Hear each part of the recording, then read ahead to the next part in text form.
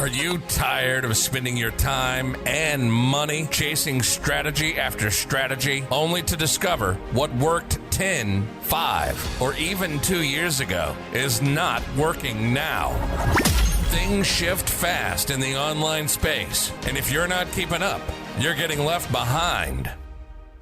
It's time for something different. Welcome to the Marketing, Media, and Money Podcast, where every single episode will be jam-packed with proven, profitable strategies, behind-the-scenes secrets, and what's working now resources from industry experts and global influencers to help you scale your business, shorten your learning curve, and stand out in a crowded, noisy marketplace. And now, your host, award-winning marketing and media strategist, and international speaker, Patty Farmer.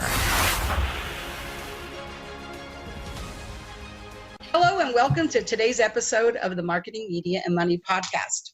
I'm really looking forward today to sharing another amazing expert with you. And today is a little bit even more special for me because I have known this amazing expert for a very long time. Not only have I known her, I've shared stages with her, I've been in programs with her, I've hired her, I've worked with her, and I've had her speak on my stage as well. So we're going to have a lot to talk about. Hope you have a lot of pen and paper handy for all the things you're going to want to write down because she's going to share some gold. But let me tell you a little bit about her first. So Michelle Shaeffer is the co-founder of Planet Business, an award-winning blogger, podcast host, international speaker, author, marketing consultant, and human psychology junkie. She's the creator of Lingo Dynamics, Science of Words That Feel. Michelle has mentored 25,000 plus bloggers through blogging challenges, and her podcast has reached 156 countries across the world. Through her blog, podcast, and social media, she's connected with hundreds of thousands of entrepreneurs, guide them towards creating profitable businesses they're passionate about while making a positive difference in the world. Welcome, Michelle. Thank you. I'm excited to be here. I'm so excited. I feel like, just trying to decide which of the things that I feel like if I was going to share you with my audience, there is so much. I mean, I've known you for so long, from clear when you were doing the blogging challenge, right? Clear back then, writing those. How many blogs did you write in one day that you're known for? Oh, my record is 42 blog posts in one day. I don't recommend that though. Yeah, I can understand that, right? You know, I really love that. You know, it's kind of funny how you have done all of those things, and we've all been on a journey, and I really love being alongside you as your friend, collaboration partner, promotional partner. I mean, I've seen you go through a lot of things yourself and how you have evolved too in your journey. So I know what you do now, but we didn't all wake up and say, oh, you know what, this is what I want to do when I grow up. I want to be this blogging person, and I want to do this, and I want to do that. So tell me, what was aha moment? This is what you wanted to do, and what made you really realize that this was what you were meant to do? Oh, that is such a great question. Because you're right, it's a crazy journey. And I'm one of those people who entrepreneurship was not an intentional decision for me at first. It was like a necessity thing of, I've got kids, I need to feed them. What kind of job can I do from home? And what can I create here? And so my business started out just from that space of, okay, let me find a creative solution to this problem. It wasn't an intentional, let me start a company and grow this thing. And it wasn't until probably 5 years into my business that I actually had those moments begin where I went, oh, this is about something so much bigger than just, let me keep the lights on, keep the rent paid, keep my kids fed. And one of the moments that actually did it for me was I got up one morning and I went to check my email. And I had started blogging, and I'd been blogging for probably a year at this point. And I had this email from somebody in my inbox. And when I looked at the timestamp, they had sent it at like 3 a.m. And what they said in the email was basically they were at a point in their business where they just wanted to give up. They were so discouraged. They couldn't figure out how to make it work. And when they read my blog posts, and they saw me sharing openly like what it had been like to go through some of those moments when I was getting started, that they realized that if I could do it, they could do it too. And it's what inspired them to continue on doing what they did in business. And that was a moment for me where I went, wow, there is something bigger here than just me. And it started to help me kind of shift my mindset to, okay, I can make a difference with this more than just building websites for people or telling people how to get traffic. I can actually start a domino effect of people building businesses around their passions that they're really making a positive difference with. Now, how do I do that on purpose? And that's where things started to shift for me into what I do now. I think that's also the difference between when you build a business and when you start a movement. Yes. Right? You know, I mean, there's a lot of different ways that people do it. And maybe the people who do have movements now, maybe that's not what they were looking for in the beginning, right? But I think that if you live your life with purpose, and you're passionate about what you do, there will come to this intersection where you'll realize that, oh, this actually really is what I was meant to do. Well, and I think that's part of it for a lot of us is you realize at some point, and some people realize this from the beginning, others kind of realize it along the way, that the reason you started your business is there is something wrong in the world. There's a problem that you want to solve. There's something you see people struggling with that you have a solution for, and you want to get it out there, and you want to make a difference, and you want to make money while you're doing it, right? And I think the most powerful businesses that are actually the easiest to grow and market are the ones that have that movement at the core of this is why it exists. This is its purpose. And for somebody like me, I truly believe that entrepreneurship and empowering people to start and run their own businesses is the solution to most of the problems we have on earth. It really is. And from there, so many other things can be fixed and solved. That's what is at the core of what I do, is really seeing that vision of, if we empower people this way and let people get their gifts out there and do these positive things in the world and take care of themselves financially, you have some amazing things that can happen and change. I agree with you. And I think that because we have social media and we're video, right, YouTube, all these different ways that people see it, they realize that in order to be successful in business doesn't mean they have to be perfect, right? We understand that being authentic and letting people see that, you know what? This is my message. Absolutely. Not only that, but letting people really realize that when you do, you help shorten their learning curve. When you say, you know what, I did this and it was an epic fail. Don't do that. Right? Yes, absolutely. And it's funny because those are some of the things that actually, when you get into the marketing messaging and that side of things in your business, sharing those stories, those epic fail moments, as you just put it, are the things that attract people to you and actually get people to listen, because then they go, okay, this is somebody I can learn from. This is somebody I can identify with. Because when we see people who present this totally perfect image on social media or in their marketing, you're like, well, yeah, of course you can do it. You're perfect. I'm not you. And that's not a very inspiring place to come from when you actually share that, you know what, I did this and it totally did not go as planned. Here's what I learned from it. Or when you share, I was so nervous about this, but it went way better than I could have predicted. Here's why. Same thing. People are like, oh, so I'm not broken because I'm nervous or because I failed. I'm just human and I can still do this. I think because we all have fears, nobody wants to hire someone who they think is perfect either. How comfortable are you going to feel spilling your gut to somebody when you're like, oh, you are perfect, right? And I don't want to share with you all these things. I remember when I shared with people after I'd been a speaker for a while, and I shared with people that for 18 months when I first became a speaker, I got violently ill every single time before I got on the stage. They were like, really? I'm like, oh, believe me, if I can do this, you can do it. And I still don't absolutely love the mic. Nobody ever has to drag the mic out of my hand. Believe me. That's so hard to believe though, because for most of us, when we're sitting in the audience, we see you just come alive on stage. And it's one of those things that hearing the other side of it, it really is inspiring to go, oh, okay. So it is possible for me to go do that too. I love that. I just think it's so different, and everybody does have fears. So talking about fears a little bit here, right? So what is it that you have had fear of, something that has scared you, but you did it anyway? Oh man, where to start with that list? So people who follow me know I share stories all the time of when I was a kid growing up. Like what I remember the most from preschool and kindergarten and first grade is the color of the carpet, because I was scared of everything. And where you were most likely to find me was hiding under my desk or hiding under a table in a corner somewhere, like trying to avoid all social contact. And it's been a huge journey for me to get to where I'm at in business, because, I was scared of pretty much everything. I mean, I went through phases early in life where I was basically agoraphobic. I didn't even want to leave my house because I would have to interact with other humans. And so just having phone calls with people or having sales conversations especially was a huge, huge fear for me. I still get nervous before sales conversations. I used to get nervous every single time I would send an email to my list. Like it would take me so long to work up the courage to hit the send button. At the time I was using Aweber, and I would like sit there.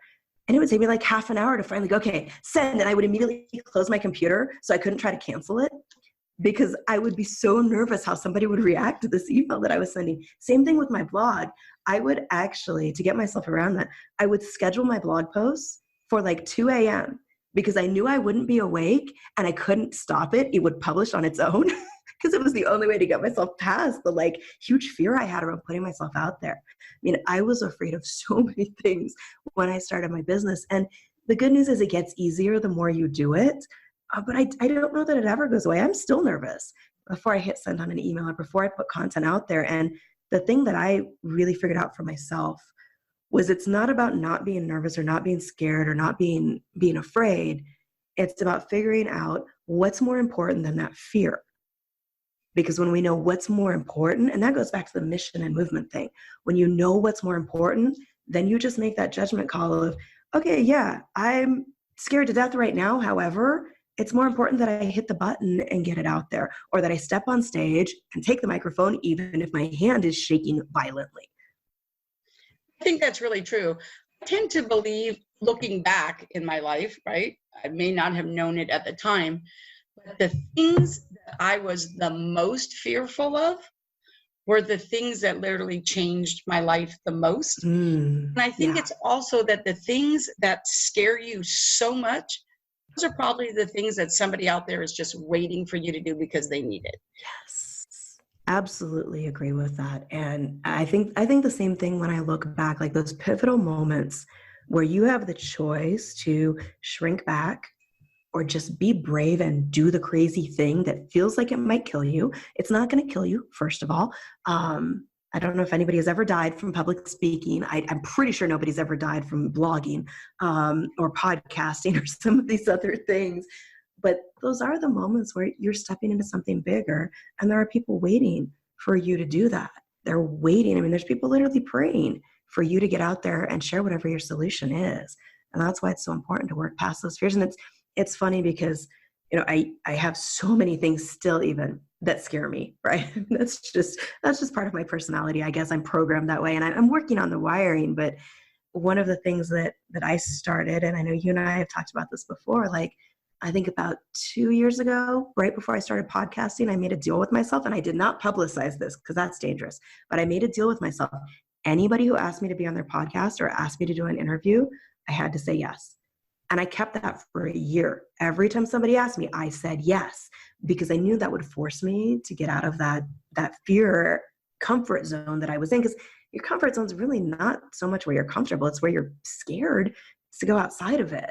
And that's not a space I want to stay in. I want to be able to grow past that. And so I make deals like that with myself that help me grow out of it. And I've started in the last year, especially doing crazy things. And, I've been running like Tough Mudder races and Spartan races and things that I am not athletic. Anybody who knows me knows I hate cardio. I have never been like the star, anything in sports. In fact, gym was the class that messed up my GPA in school. I had to do extra credit just to get a C in gym. Okay. But I ditched. I didn't even go. Oh man, I hated gym class. But I started doing those because I realized if I can push myself to do something that hard and climb up nets that are, 3 stories high when I have a huge fear of heights, or go through something that's electrocuted, or jump over fire, suddenly blogging and marketing and sales calls and all this other stuff feels easier, right? You realize this isn't life or death. I can do this hard thing, then I can do this too. And so I think that's been a huge part of my journey, is figuring out how to push myself to do those hard things. I think really all the things that we are afraid of, and when we get out of our comfort zone, that's where growth happens, right? Absolutely. Every single time that I have stepped out in faith and said, okay, this is going to be hard, but I'm going to do it anyway.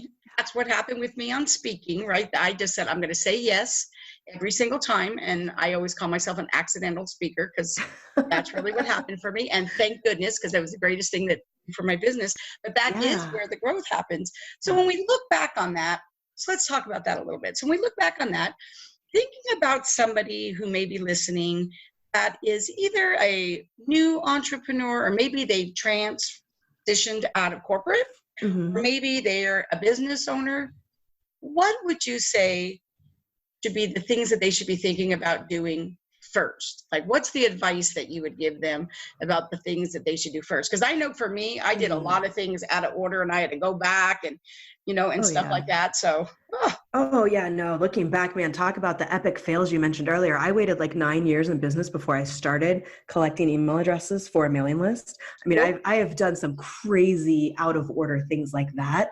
But I think actually the two things I would say are, number one, get really, really, really, really super clear. And I can't say really enough times there about your why, what your motivation is, and about what you want to create. Because too many times we build a business model that doesn't at all line up with what we actually want our business and our lifestyle to be. So that's the first thing. Get really clear on what you want and why you want it. And the second thing I would say, and a lot of people would say, no, that's out of order, but it's not, is find an advocate, find a coach, find somebody who is going to be the person who can help you look from the outside and say, no, it's time for you to get on stage. I'm going to give you that push. No, it's time for you to try this. I'm going to give you that push. Because sometimes in business, especially, I mean, people say if you want to go on a personal growth journey, start a business. It's absolutely true. It's hard to push yourself, to advocate for yourself, and to really see your potential. So find somebody who will believe in you and see that potential even on your bad days, because that's what will actually keep you moving forward.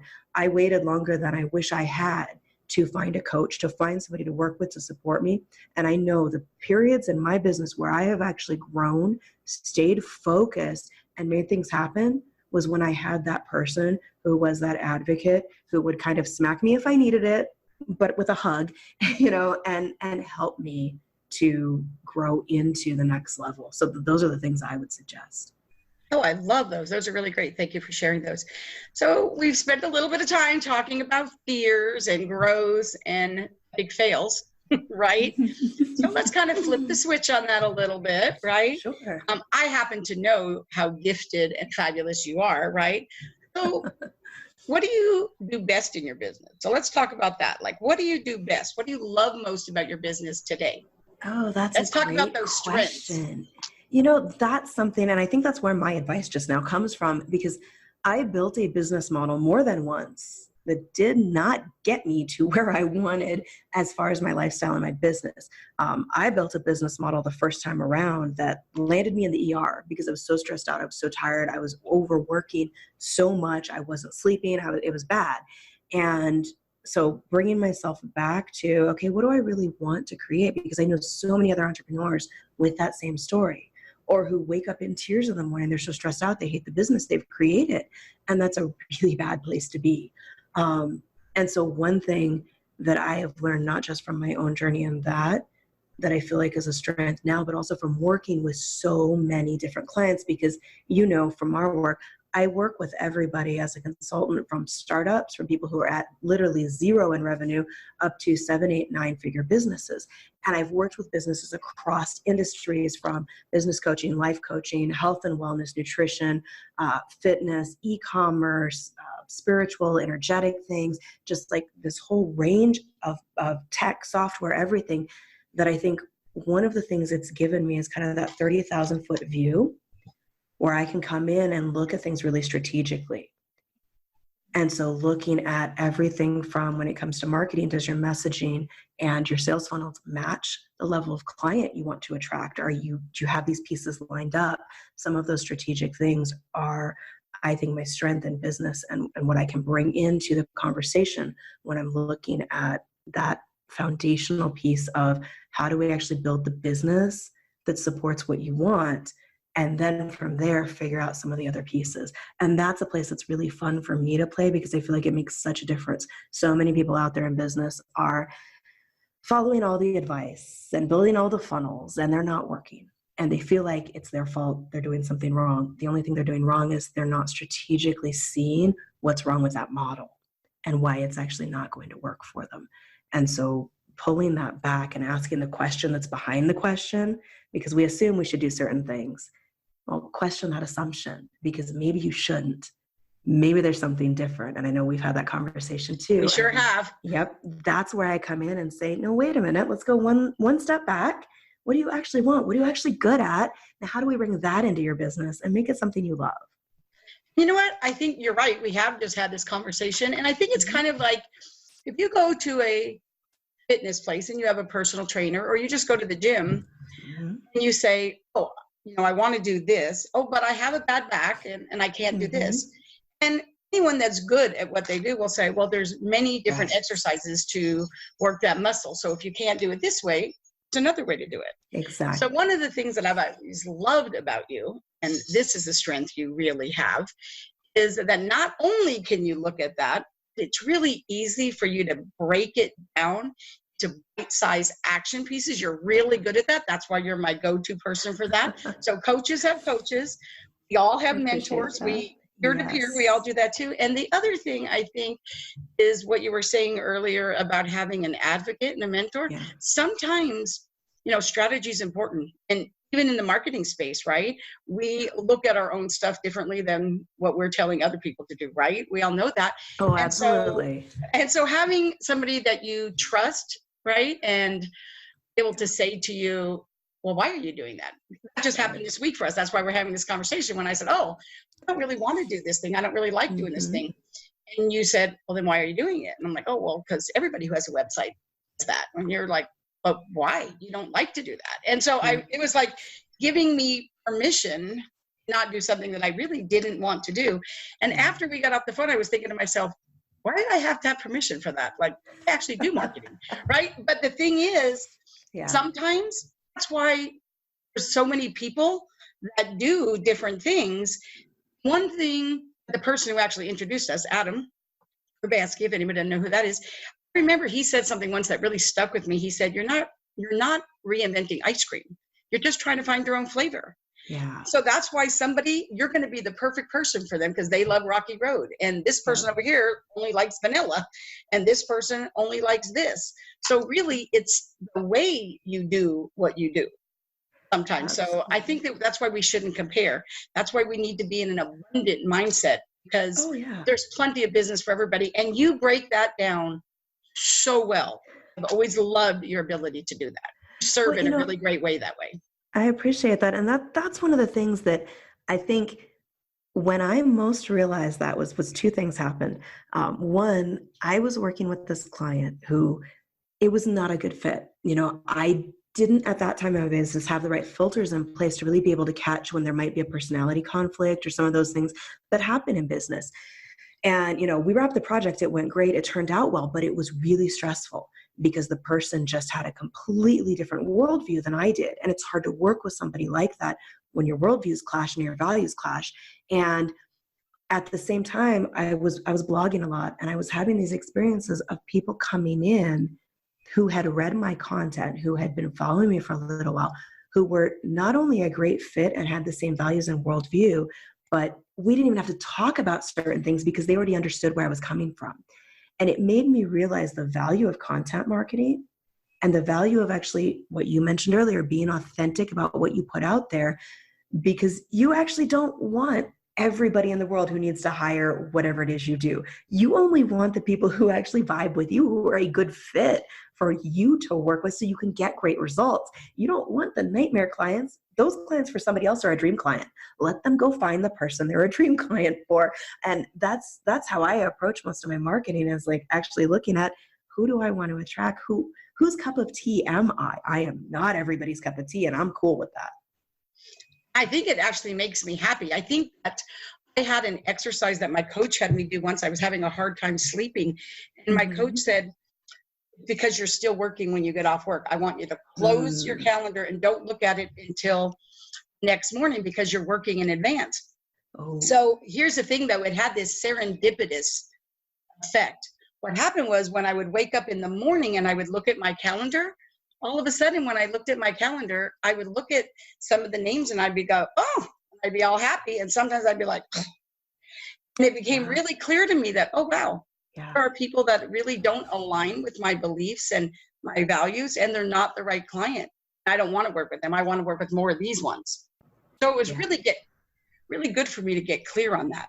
Oh, absolutely. You know, it's funny. I just had a webinar this morning where I was talking about like the 5 levels of business types that you can work with in the scale model, and the idea that your skills, your value are different for the same exact service at different levels, and talking people through like, who do you want to work with? And one of the things I said was, you know, you might think that this elite level is where you want to work with clients because they can pay you $25K. And I mentioned that one of the things this last week that have made me the happiest was I had a client who's fairly new in business in terms of where they're at revenue wise. And we were on a strategy call and she told me in one day, I made more in my business than I make in 2 months at my job. And I actually see now where I'm going to be able to let that job go and do this full time. And that made me so excited, right? It was like that moment when you look at your calendar, like, these are the ones I want to work with. And I think that's part of going back to being intentional about your business and knowing, what do you want? Who do you want to work with? Because for somebody at that level, you can make such a difference with where they're at and the way their life goes, really. You know, it is literally life changing to be able to get that confidence in your business. And so there's things like that just, I mean, those motivate me, those moments. I love that. So Michelle, before we wrap it up, there's this part on my podcast that I love to make sure that I serve and support my guests. This is what I am calling open mic. Okay. Basically what it means is this: what's the one question that I didn't ask you and you wish I did and you want to answer?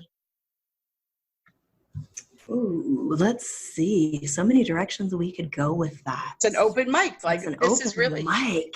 What a fun question. You know, I think one question that people ask a lot, either what were your success or what was your failure in business? And they don't ask as often, what are the things that are consistently working? And that's one question I wish more people would answer, because it's great to hear the huge success stories. Like, you know, hey, I had a 5-figure, 6-figure, 7-figure day. That's awesome. And it's great to hear like, okay, somebody else failed. But I think one of the things that's most valuable is to hear like, what is actually working to be consistent, to get your business in a groove and get it growing. So maybe that's the question I can answer. And what I would say works for me in terms of keeping things consistently growing is really knowing what it is that I want to create. I have a friend who says, if you don't know what you want, you can't know what to notice for. I think that's such a great thing to keep in mind for your business.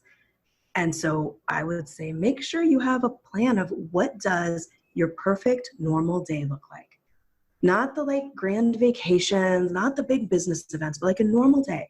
What would be a perfect normal day for you? And then figure out how to build your business around that, and take some time to think about it, because you may actually be closer than you think. You may have accomplished more than you realize and gotten closer to that than you actually are aware of. That's always a fascinating exercise for me when I sit down and look at, if I could have a perfect normal day, what would that look like?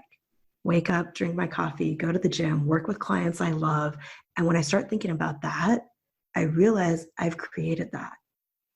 And that's something that has made such a difference in where I'm at. And I would say that's what I would really like leave people with, that thought of, what is your perfect normal day? How can your business help you create that? And then just be really conscious about it. Learn how to build the boundaries into your business. Learn how to be consistent with your marketing, with your sales, with your promotions, and everything that goes into a business, so that you can create that and keep that and really have the life that you want. Oh, I love that. If I could switch out going to the gym for shoe shopping, that would be my perfect day too. But, we can have both. Absolutely. Both of those should be in a perfect day. I have time to do both. Okay, so Michelle, so what's next for you? What's next for me? Well, I think I'm recording another podcast episode, but other than that one, what's next for me in business? What I'm most excited about right now are two things. Number one, we're about to launch a Planet Business podcast, which is going to be really exciting. Give me some more space to talk about some of these strategic business concepts and things that I am really, really having fun with. The other piece is the skill model that I mentioned a minute ago that I've been developing that really helps you figure out what funnel to use at what level to attract in the clients you want, because I know so many people who are frustrated that they can't get the level of clients they want or that they can't scale things the way they want. So me being able to finally bring like 19 years of business plus working with some partners in this to bring it all into one model that we can share, that's really what I'm focused on next. I am really excited about that. Oh, I just love that. So will you share with everybody how they can connect with you and find out more information and some of those goodies that I know you always have? Absolutely. Well, let's do this. If you go to michelleshaeffer.com/Patty, very important, /Patty, there will be a page there of special gifts just for Patty's audience. That's like coming to dinner and bringing a bottle of wine, right?